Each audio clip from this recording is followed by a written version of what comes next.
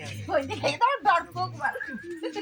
चाहिँ हाम्रो श्रम संस्कृति पार्क हो हाम्रो अर्को साम्पाङको श्रमदान है यो चाहिँ हाम्रो धावक है हाम्रो ट्रेनिङ सेन्टरको चाहिँ धावक है अनि यो चाहिँ देख्न सक्नुहुन्छ धेरै प्रकारको हाम्रो यहाँ चराचुरुङ्गी अनि जीवजन्तु सबै प्रकारको बनाउनु भएको छ यसमा अनि पाइप चाहिँ हामीले यसरी बोक्नुपर्छ हैन श्रम सांस्कृतिक अनि यसरी बेल्चा चलाउनुपर्छ यसरी गैती चलाउनुपर्छ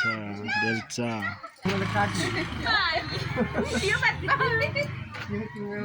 सब चिन्नुहुन्छ होला तपाईले भनिराख्नु पर्दैन यता भन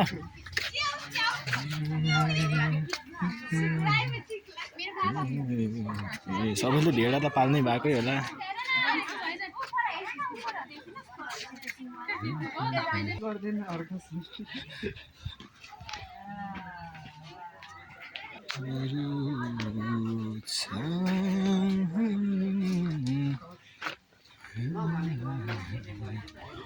यसरी हाम्रो पहिला पुर्खा बाजे पुर्खाहरूले चाहिँ यसरी बोकेर हामीलाई चाहिँ टाढोबाट यसरी भारी बोकेर आउनुहुन्थ्यो यसरी ड्रमहरू बोकेर आउनुहुन्थ्यो याद आउँछ होला तपाईँहरूलाई पनि तपाईहरुले सायद गाउँघरमा गोरु जोत्नु भएकै होला हैन दुःख त बाउ बाजेले भोग्नु भएको छ तपाईहरुलाई त कति जानु थाहा छैन होला कतिले थाहा होला यहाँ देख्नु सक्नुहुन्छ यसरी चाहिँ दुःख गर्दै गर्दै हाम्रो अर्को साम्पाङले गर्नुभएको थियो त्यही भएर उहाँले आफ्नो दुःखलाई सम्झिकन यसरी बनाउनु भएको छ यो पार्कमा चाहिँ कतिले त आफ्नो दुःखहरूलाई बिर्सिसकेको थियो तर यो देख्दाखेरि तपाईलाई एउटा सम्झना आउँछ अनि यसरी हाम्रो वृक्षारोपण चाहिँ यसरी भएको छ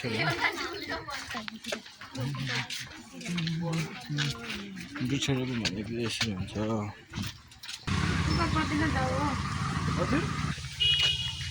फोटो खिच न कस्तो हो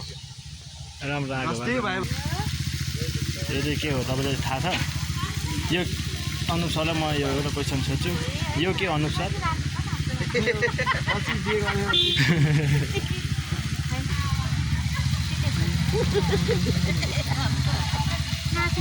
यसरी चाहिँ हाम्रो वृक्षारोपण भइरहेको छ साम्पाङको होइन